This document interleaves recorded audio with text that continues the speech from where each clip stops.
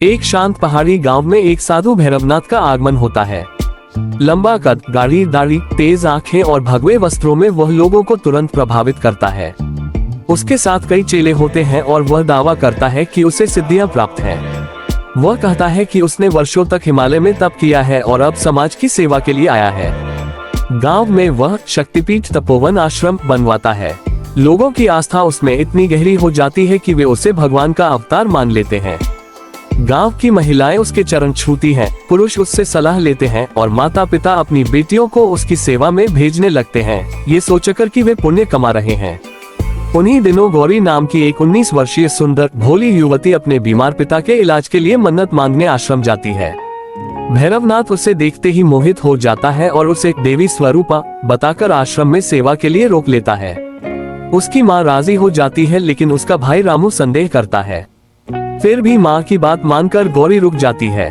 गौरी दिन भर सेवा करती है, फूल सजाती है, जल चढ़ाती है और रसोई का काम संभालती है।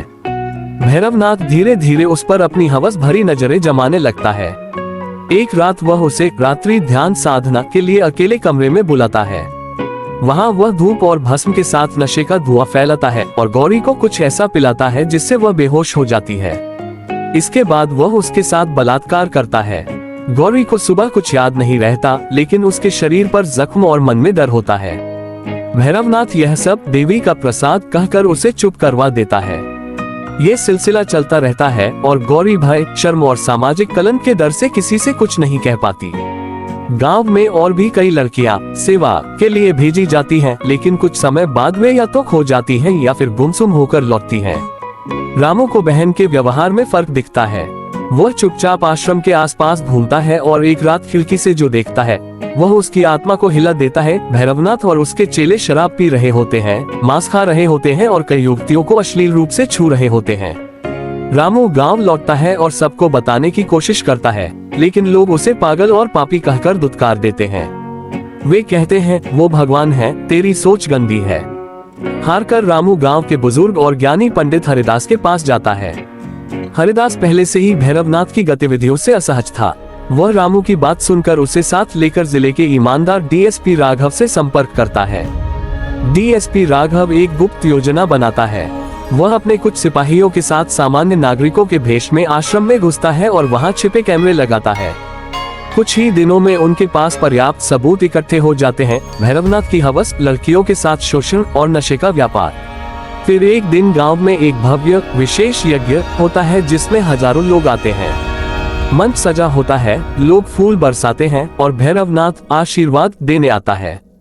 उसी वक्त पुलिस धावा बोल देती है। कैमरे और स्क्रीन पर भैरवनाथ के गंदे कारनामों की रिकॉर्डिंग लाइव चला दी जाती है।